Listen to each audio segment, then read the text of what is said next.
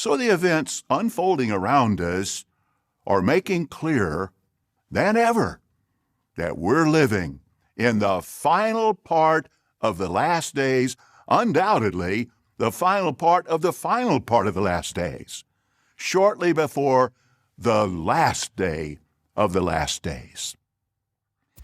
Hey, it's Felice, totally awake, and I'm back with another video. If you're new, then welcome. Now, today I did just want to talk about this breaking news. The Jehovah's Witnesses are going back door to door, so-called preaching, okay? But we know they're just passing out their ever-changing cult propaganda magazines, okay? But let me just read here what they have on jw.org. It says, breaking news, house-to-house preaching will resume on September 1st, 2022.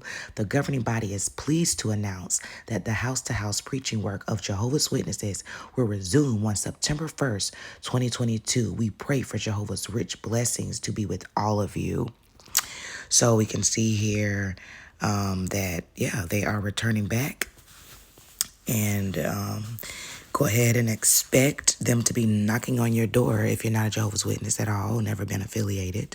So go ahead and prepare yourself for that. But I think this is really bad timing. First of all, I just showed you, that clip of Stephen Lett saying that it was the last of the last of the last days. And yes, that is the same one that just recently at the 2022 convention that they're having, he called little babies enemies of God. But you want, this is the man that you listen to. This is your leader. He lied about the end. I mean, the last of the last days, and here we are 3 years later. Come on, that was a lie, a blatant lie, all right? Now that it's an obvious lie, the leaders want to get back complete control because they know their members then got a little loose, a little laxed over the last couple of years, few years or so. Okay, so now they're trying to gain back all that control by getting everyone back at the meetings, getting everybody back in field service. And the members just never knew that they would have to face this day again because after he said it was the last of the last of the last days, they believed him and they thought that, okay, we'll probably never have to go back to meetings. We'll probably in person. We'll probably never have to go back door to door knocking in person, trying to preach this good news in person. But psych y'all mind, make your booty shine, okay? Because you see we all still here and they trying to get you back at the Kingdom Hall. Let's check out some of these comments on Reddit because y'all know I love me some comments. But they're basically thinking that this is horrible. It's giving people anxiety just thinking about it. And they're encouraging people to just simply say you don't want to put other people in jeopardy by going around people's houses, as many people aren't comfortable with it. I mean, seriously, we still got these COVID variants. We got monkeypox out here. Why would Jehovah's organization, Jehovah himself, put people in jeopardy like this? Even then, I think the baseline reason is sound. I don't want to go. Don't go. If you don't want to go, the governing body said it's safe. I don't want to put myself and my fellow publishers at risk, nor my future brothers and sisters at harm. The governing body said so. I'll have to see the progress in other studies to see about that. But there's absolutely nothing wrong about doing the right thing. And I totally agree with that. There's nothing wrong with doing the right thing. You don't want to go, don't go. You got to take your control back. Keep in mind, from all the Elite 8, personal choices regarding vaccination and rather attend meetings should be respected. They said that in March, the governing body is neither inspired nor infallible, therefore it can err in doctrinal matters or organizational direction. Now, that was in 2017, February, page 26 and 27. So they could be wrong. They admitted that they could be wrong with their direction. So follow your gut. Don't just be listening to them and putting yourself in danger because for one, I don't even open the door for people. I would definitely not want nobody coming to my house. I don't care if you got a smile on your face and a suit. I don't want to hear what you got to say. And I'm pretty sure a lot of people are feeling like that. They want people to stay away from them right now because nobody is trying to get the bumps and all of this different stuff that's out. Nobody, we trying to stay healthy out here. But obviously, their God Jehovah don't really care about them staying healthy or other people for that matter. Since, they have been directed to go back out. It's just crazy. Let me see here. Okay, so I wanted to read this one. Next, it will be, well, Jehovah understands that we have an impossible task of converting all the righteous hearted ones to his organization, due largely in part to COVID 19 and 385,000 little enemies of God being born every year. So he's blessing the wonderful new homicide arrangement for those who are wicked and refuse to listen to and or agree with us.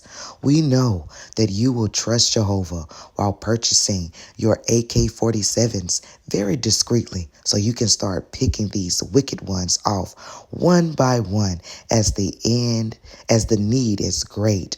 Though it may not make sense from a human standpoint, we will be faithful in obeying Jehovah joyfully. And we will expedite Armageddon, as preaching the good news of God's kingdom worldwide is a never-ending and daunting task. We love you, brothers, and we know you will not deter or delay in showing your support for this loving provision from Jehovah as we look forward to his rulership and beautiful paradise. Yeah, I'm shaking my damn head too. That's ridiculous. That's ridiculous, but it definitely sounds like something that they could definitely say. And it's sad because, the members, a lot of them will go right along with it because they think that these men are speaking for God and they've already prepared them, okay? That, things may not sound right. It may not sound sound from a human standpoint. But basically, don't worry. Just go along with it. Just listen. Just do as you are told, okay? So the physical distance that Zoom provides let you see clearly how much power someone really has or doesn't have over you. Okay, so it's even harder to see and clearly to see that in person. Y'all, this is a rolling screen, so if I sound kind of crazy when I'm reading, just know that I'm just too lazy to pause the screen, which I have done on some of these parts. Like when I just went and read that long message, I had to stop what I was saying, pause the video to try to read everything that was saying. And it's something, the recording that I'm recording over is kind of stopping me from saying everything. So just bear with me. I have the rolling screen so y'all can read the messages yourselves too. But yeah, that's basically it, guys. So Jehovah's Witnesses are going back to the hall, and it's terrible news. What I think about, you know, since they've been home and on the Zooms and stuff, even though they went back to the meeting, a lot of people haven't went back, and that's one thing. If a lot of people haven't even went back to the hall, they're still on Zoom because they're just not feeling safe. Why do y'all think people are about to go out and field service and put their lives and the lives of others in jeopardy? I feel really bad for all the physically out, or physically in, mentally out, because, they have different reasons for them staying in. A lot of it is because they have spouses that's in. And it's just really sad to have to live like that. I can imagine. And even to think about the fact that you may have to go door to door and preach a message that you don't agree with. I feel really bad for these people. I really do.